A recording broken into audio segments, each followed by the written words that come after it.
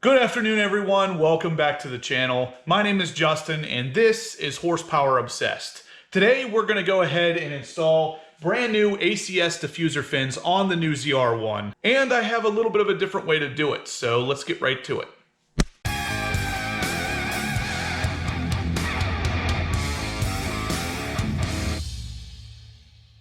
Alright guys, so here they are. We're going to do a little bit of an unboxing, actually get these things ready to go on the actual car. Then I'm going to show you how to get them installed on the car. Now, you've probably seen a couple different installation videos for these before. Of course, they go right down in here and over on the passenger side as well, but they're not the easiest things to install. I had a set on my Z06 before I traded it in, and I didn't even bother taking them off because they're that difficult. The install on my Z06 took me about 2 hours, and this one right here, of course, being the one that takes the most time because there is no room in there to get your hand up in there. Now, most of you with your Corvettes, you don't really want to take this entire rear valance off, but you can. It is something that can come off there, and if you take it off, it would be a lot easier to get these things installed, sure. But if you're like me, you don't want to do that. So I have something that will make it a little easier that does not include removing this. Alright guys, so ACS has basically sponsored me for this video. They sent me out a set of the diffuser fins for free, and I thought, why not go ahead and show you guys how to install them, since I have a little bit of a different way of doing the install on this car. Now, as you know, I have a couple different pieces from ACS on the car currently, one of them being the XL rock guards here in the front. These things work really well, and I love the protection that they offer. These combined with some clear bra on the car literally makes it so I never have to worry about any rock chips back in this area here. Now, of course, I also have the tinted side markers from ACS in the front and in the rear here. And of course, I did take these off of my Z06, but they look even more menacing on the black car because it blacks everything out. When it comes to aftermarket Corvette parts, I go straight to ACS first. Now, I know what you guys are thinking. Oh yeah, sure you do. They're just sponsoring your video, so you're gonna say all good things. That's not true, actually. With ACS, I have had great success, and on my Z06, I actually had a couple parts from them before I ever even started a YouTube channel. That's one thing with this channel, guys. I'm never gonna BS you. I'm never gonna sell you something just because it's gonna benefit me. I'm only gonna give you my 100% honest opinion on anything that I've done on this car or any of my cars. Because honestly, I would want to know that someone was doing the same for me. So here is the box with the ACS diffusers in it. I cut the tape on the front already. Excuse my messy workbench. I haven't had a chance really to clean anything up in here after I got the new ZR1. Now, typically ACS stuff comes well packaged, and obviously in this case it's no different. All of them come in a very similar box like this, and they'll come real nicely packaged so nothing gets scratched or beat up in shipping. ACS really has the shipping game down, and of course with the diffuser fins it's no different. So we got all the marketing material stuff here on the top. In here is a couple business cards from ACS. The important part right here, this is the actual template, which we'll use to put on the rear diffuser to drill holes in it for the diffuser fins. Definitely don't want to misplace these. Got our set of instructions here, which, you know, who needs those? Now, we're going to need those. And there they are. So we got them all arranged in here in what looks like styrofoam baggies. Now in here is also the U-nuts that are going to have to go on each one of them. These are kind of a pain to install. You have to really put a lot of effort into sliding them into place. I'll show you more about that once we get to it. But this is all the screws and all the U-nuts you're going to need. The rest of this stuff is in here in these separate little baggies to prevent scratching. And there they are, completely unpackaged. Let's get these things installed. Like I said, sliding these U-nuts on the actual holes of the rear diffuser fins is kind of tough, and you're bound to mess up your fingers, but what you want to make sure not to do is slide them too far past the hole as well. Basically, make sure you don't push this too far down and that you don't slice up your fingers in the process. It's not the easiest thing. This is what the U-nut looks like, and of course, you just slide it in like this over top of the hole so the actual screws, when you put them through the diffuser, have something to bite onto. As you can see here, I got that one on perfectly, and then this one right here went on too far. So I gotta literally slide that one back with a screwdriver, and that's a lot harder than it sounds. It actually makes it a little easier if you take these U-nuts, put a little screwdriver inside of them like this, and actually stretch them open a little bit. So once they're stretched a little bit, they're a little easier to get in there. And here they are, all installed. So these are ready to actually get drilled in and put on the actual rear diffuser. Like I said, this is not the hardest part, but it's pretty difficult. So if you didn't like this, you're definitely not going to like the next parts.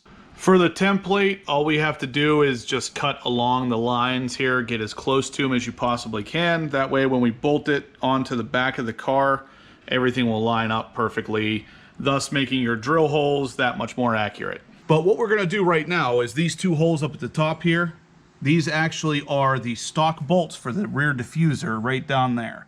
So we're going to place those two bolts through these holes and then basically tape the top part of this template to the rear diffuser right up in here. So first we're going to go ahead and get those 7mm bolts out using my 1/4 inch impact. You can just use a regular 7mm ratchet if you so desire, but I like to do things a little bit quicker. So let's go ahead and get those out.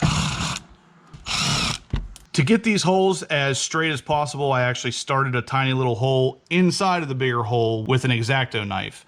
So now that bolt should push through directly in the center of that circle. That way these drill points are as accurate as possible. With both bolts holding the template in place, we'll pull it up to the front here and then just tape it on the top of the rear diffuser. And then those holes are lined up and ready to go. Here's what it will look like after you get the tape on there and it's all bolted in at the bottom. So the template's on, ready to go. Now we just need to drill some holes. The instructions say to use an 1/8 inch drill bit first to start the pilot holes basically, and then to follow it up with a 1/4 inch bit, basically to make the holes big enough for the actual screws to go through that rear diffuser and down into the diffuser fin. Now this is where everything starts to pucker a little bit. You're about to use a drill bit to drill into the rear bumper of your $140,000 car. You definitely don't want to mess this part up.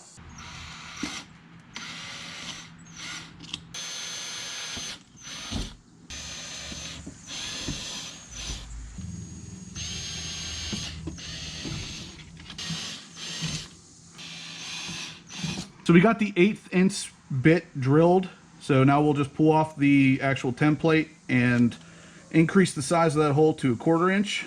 And then we're ready to start actually putting these on. There you can see the actual holes drilled. Now, like I said, the next step is to increase the size of them from a 1/8 of an inch to a 1/4 inch.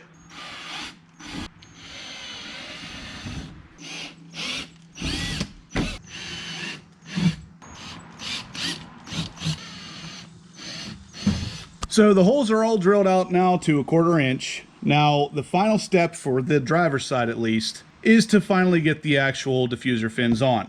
Now I've done this before on my Z06 and the driver's side especially was a really big pain. The very top bolt on the driver's side, there is almost no room behind this diffuser to get your hand up under here to put the actual bolt in.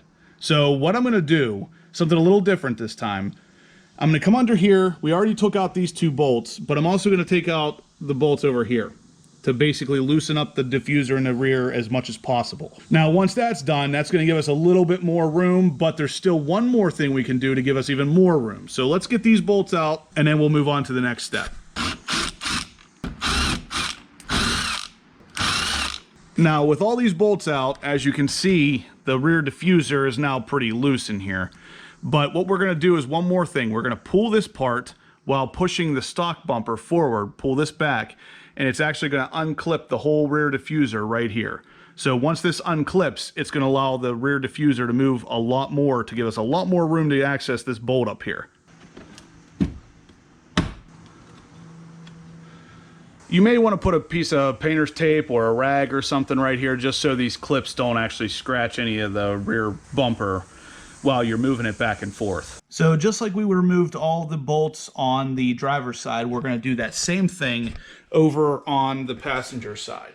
And once we get all of those off, then we're going to also go under here to these 10mm bolts right there and right there. Once those are off, the rear diffuser will be really loose and we can then get our hand back in here to start screwing in the diffuser fins to the new holes we drilled. But before we do that, I'm going to go ahead and actually put the template on over on the passenger side and drill these holes as well. And now, just like with the driver's side, we're going to go ahead and pop this grill piece out from the rear bumper. So you're just going to grab like this down below and pull it forward while pushing forward on this part. And again, I'm going to put a piece of painter's tape here just so nothing gets scratched. Now, as you can see here, I can pull this away a good bit. I can get my hand back in there, which will allow me to get right up under this screw here and have a lot more room for my hand in there to get this driver's side diffuser fin installed, which is without a doubt the most difficult one.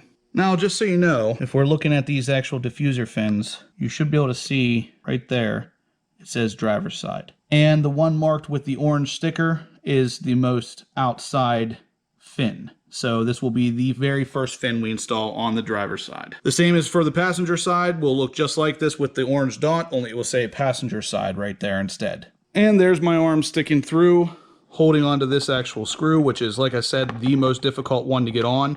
And I have pretty good clearance back here, so I'll be able to get these screwed right in, no problem.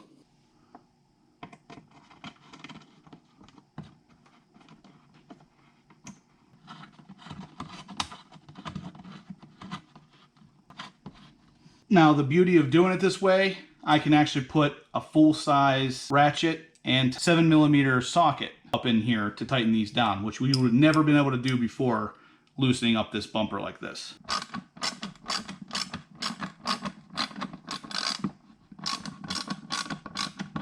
I'm about 2 minutes into this, and I've already gotten one of these done.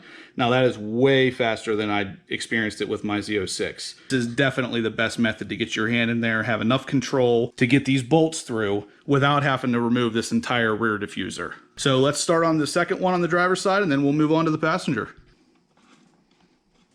All right, guys, there's the second one done. So we got the driver's side, both fins done. Now we're gonna move on to the passenger side.